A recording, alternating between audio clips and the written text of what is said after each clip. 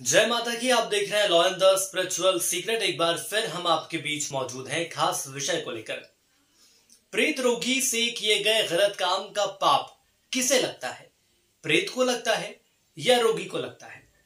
जी हाँ, बहुत ही दिलचस्प और बहुत ही खास जानकारी आज हम लेकर आए हैं और इसी विषय पर आज हम बातचीत करेंगे।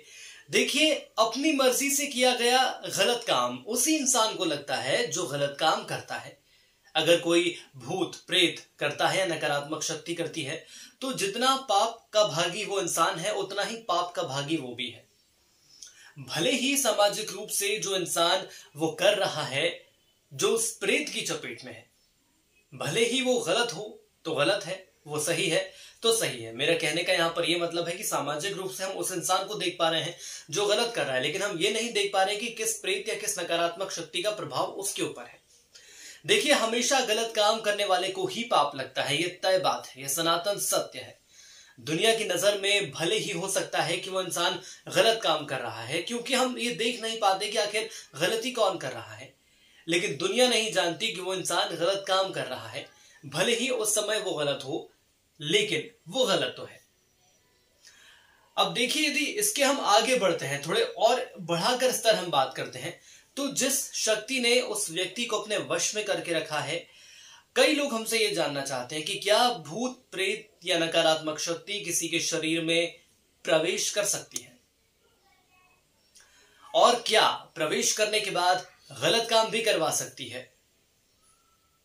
तो जी हां, इसका जवाब है बिल्कुल, ऐसा हो सकता है। और ऐसा इसलिए हो सकता है क्योंकि कई बार ऐसे आपने किस्से, कहानियां या ऐसी जानकारी आपको मिली होगी।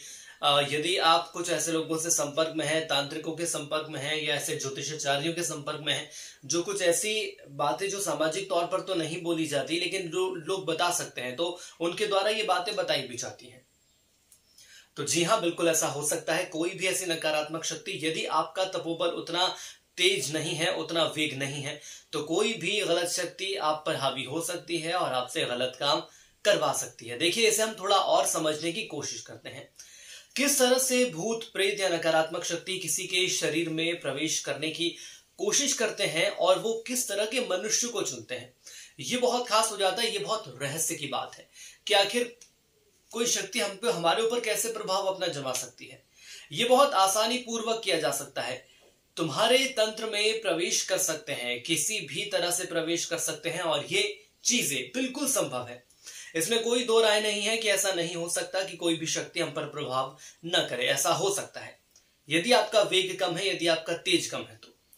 हालांकि इस विषय में बहुत से लोग ऐसा नहीं सोचते हैं। ऐसी चीजें की जाती हैं, प्राणियों को कई बार कई तरह से इस्तेमाल किया जाता है।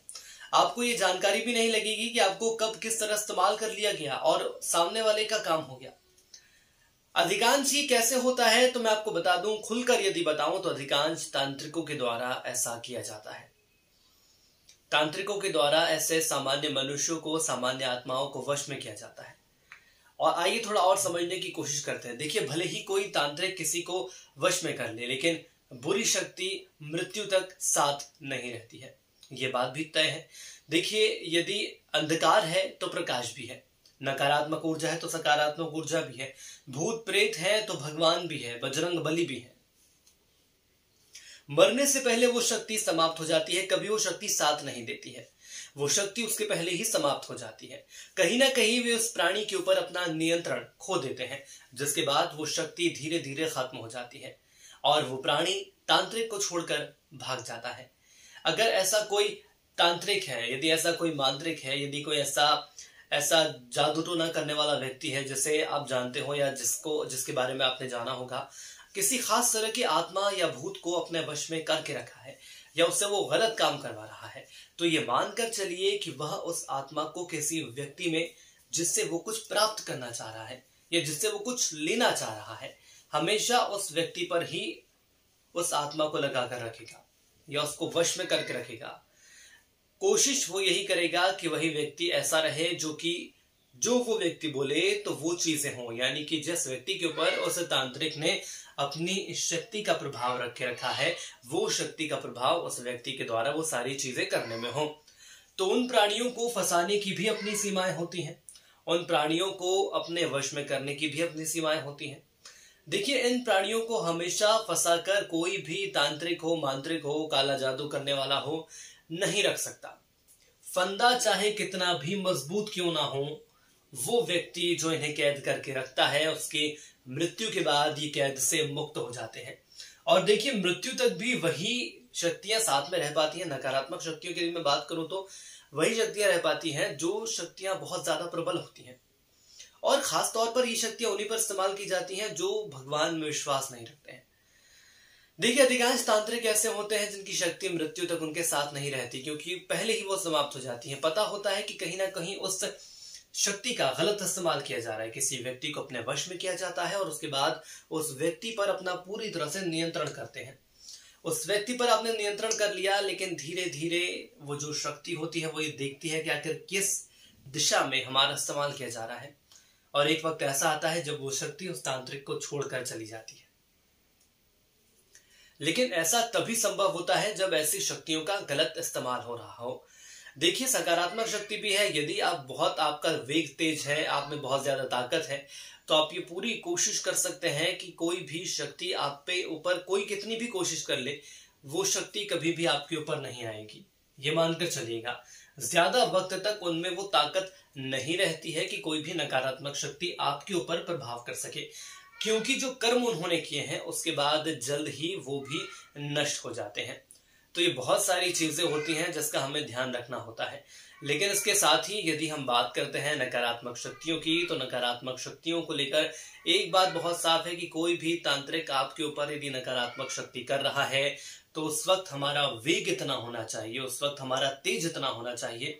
और ये कैसे होता है? हमारा वेग और हमारा तेज होता है हम प्रभु के चरणों में कितना विलीन है, या हम ये मान सकते हैं कि हम भक्ति कितनी अच्छी कर रहे हैं, कितनी सच्ची हम भक्ति कर रहे हैं।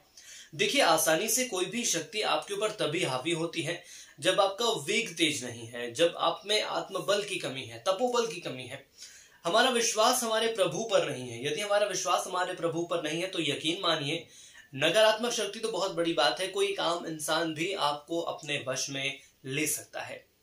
वशीकरण जैसी बहुत सारी जानकारियां सामने आती हैं, बहुत सारी ऐसी बातें सामने आती हैं। यदि आपका वेग तेज है, यदि आप प्रभु को मान रहे हैं, यदि आपको सच्चा विश्वास है प्रभु में, भगवान में, तो कोई भी शक्ति आपके ऊपर हावी नहीं हो सकती। क्योंकि जब हम प्रभु की शरण में जाते हैं, जब हम मंदिर जाते हैं, जब हम हमारे मंदिर में रहते हैं, हमारे घर के मंदिर में रहते हैं, उस वक्त हम पूजा करते हैं तो हमारे आसपास एक आवरण बन जाता है, और उस आवरण के मुताबिक क्या होता है, उस आवरण में हम ढल जाते हैं, जो कि सकारात्मक शक्ति का आवरण होता है। जब भी कभी हम जाते हैं, किसी ऐसे स्थान पर जाते हैं जहां पर हमें नहीं जाना होता है, या ये हमें जानकारी नहीं रहती कि आखिर हम जहां जा रहे हैं वो पवित्र स्थान है या नहीं है। यदि पवित्र स्थान नहीं है और पवित्र स्थान है, वहां पर वो नकारात्मक शक्तियां कोशिश करती हैं कि वो हमें अपने वश में ले ले, तो ऐसा संभव नहीं हो पाता, क्योंकि प्रभु की भक्ति हम लगातार कर रहे हैं। जो सकारात्मक आवरण है वो बहुत बड़ा सुरक्षा कवच होता है। तो लगातार प्रभु की भक्ति यदि आप करते हैं, सच्चे मन से आप ये मानते हैं कि हाँ, मैं पूरा विश्वास रखता हूं भगवान पर, और सुबह शाम पूजा अर्चना करते हैं, यदि सिर्फ दर्शन भी कर रहे हैं तो भी प्रभु के लिए बहुत है। बस कोशिश ये रखिएगा कि आप कभी किसी के लिए बुरा ना चाहें, क्योंकि देखिए, शक्तियां दो प्रकार की होती है। जैसा कि पहले भी मैंने आपको बताया, अंधकार है तो प्रकाश भी है, सूर्य है तो चांद भी है, और धूप है तो छांव भी है। लेकिन यदि हम सच्चे मन से प्रभु की भक्ति करते हैं तो ये मानकर चलिएगा कि कोई भी नकारात्मक शक्ति आपके ऊपर हावी नहीं हो सकती। और यदि कोई नकारात्मक शक्ति हावी हो भी जाती है, भूत प्रेत आपके ऊपर हावी हो भी जाते हैं, तो प्रभु की भक्ति करने से ये सारी चीजें स्वतः ही धीरे धीरे दूर हो जाती हैं, क्योंकि बुराई की उम्र ज्यादा नहीं रहती। तो आज के लिए इस वीडियो में इतना ही। मुझे दीजिए इजाजत, और कुछ ऐसी ही खास जानकारियां लेकर आपके बीच मौजूद रहेंगे। यदि आपको हमारी जानकारी पसंद आई तो जरूर हमारे चैनल को लाइक करें, हमारे वीडियो को लाइक करें, चैनल को सब्सक्राइब करें। कोशिश यही रहेगी कि कुछ ऐसी ही खास जानकारियां आप तक लेकर पहुंचे। जय माता की।